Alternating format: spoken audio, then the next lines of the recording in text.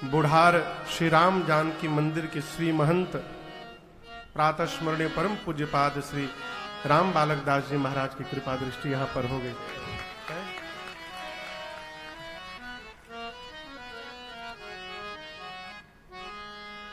श्री अयोध्या कांड, महापुरुष संत जन विद्वत जन श्री अयोध्या कांड को मनुष्य के जीवन की युवा अवस्था से तुलना करते हैं। मानव के जीवन की 3 अवस्था है, नाम याद है? सबसे पहली अवस्था कौन सी है? बचपन। दूसरी, कहिए, हम कोई नई बात थोड़ी बता रहे हैं, जवानी। और तीसरा बुढ़ापा। अब समझिएगा, बचपन में मन अपने बस में नहीं रहता, चंचलता बनी रहती है। बुढ़ापे में शरीर अपने बस में नहीं रहता है। क्या बचा हो? क्या बचा? जवानी। ये जवानी ही है जो हमको अपने मार्ग तक ले जाती है, मंजिल तक पहुंचाती है, अथवा अटका भटका कर समाप्त कर देती है। किसी को बनना है तो जवानी में, बिगड़ना है तो जवानी में, अटकना है तो जवानी में, भटकना है तो जवानी में, पहुंचना भी है तो कब? जवानी में। हमारे महाराज श्री कहते हैं, जिसने अपने जवानी को साध लिया उसका बुढ़ापा अपने आप सिद्ध हो जाएगा, कुछ करना नहीं पड़ेगा। और ये जवानी सधेगी कैसे? इसके लिए श्री अयोध्या कांड की कथा को पढ़ना होगा, समझना होगा, और पढ़ने समझने के बाद परिवार में रहना होगा। श्री अयोध्या कांड में विशेष रूप से पूज्यपाद गोस्वामी तुलसीदास जी महाराज ने भरत भैया के चरित्र को गाया है। और आपसे निवेदन करूं, प्रारंभ में 3 श्लोक लिखे। पहले श्लोक में भूत भावन भगवान शिव को वंदन किया। यश्यांके च विभाति भूधर सुता देवा पगा मस्तके भाले बाल विधुर गले चगरलम यश्यो रसी। दूसरे श्लोक में भगवान श्री राम के मुख को वंदन किया। कौन सा मुख? रात में सुने कि सुबह युवराज बनना है, राज तिलक होगा, प्रसन्न नहीं हुए। और सवेरे सुने कि युवराज नहीं, वन में जाना है, तो दुखी नहीं हुए। ऐसा हो सकता है कि आज यदि आप किसी को रात में बता दीजिए, रात छोड़िए, बताकर निकले नहीं कि 5 मिनट के अंदर पूरा दुनिया में सोशल मीडिया में घूम जाएगा, कल सुबह 9 बजे राज तिलक होगा हमारा। कहो, लेकिन रात को कहा गया और सुबह मना कर दी गया। भगवान के मुख पर कोई परिवर्तन नहीं हुआ हो। प्रसन्नताम यानगताभिषेकतः तथा न ममले वनवास दुःखतः मुखाम्बुजश्री रघुनंदनस्य मे सदास्तु सा मंजुल मंगल प्रदा। गोस्वामी जी प्रभु के मुख को वंदन करते हैं। इसका एक और मैं निवेदन करूं भाव, परिवर्तन क्यों नहीं हुआ भगवान के मुख में सरकार? अच्छा, आप सोचिए, बाबूजी से आप कुछ मांगने जाइए और बाबूजी का चेहरा उदास हो तो आप मांगेंगे? हाँ? राम जी किसी भी समय में आनंद मुद्रा में इसलिए रहते हैं कि उसी समय कोई भक्त आ जाए और मुझे उदास देख ले तो वरदान मांगने से वंचित रह जाएगा भक्त मेरा। इसलिए भगवान सदैव आनंद मुद्रा में बने रहते हैं। कहो, तीसरे श्लोक में पूज्यपाद गोस्वामी तुलसीदास जी ने मेरे पीछे जो स्वरूप आप दर्शन कर रहे हैं इसकी वंदना की। नीलाम्बुजश्यामलकोमलांगम् सीता समारोपितवाम भागम् पाणौ महाशायक चारुचापम् नमामि रामम् रघुवंशनाथम्। के समान जिनका श्याम वर्ण है,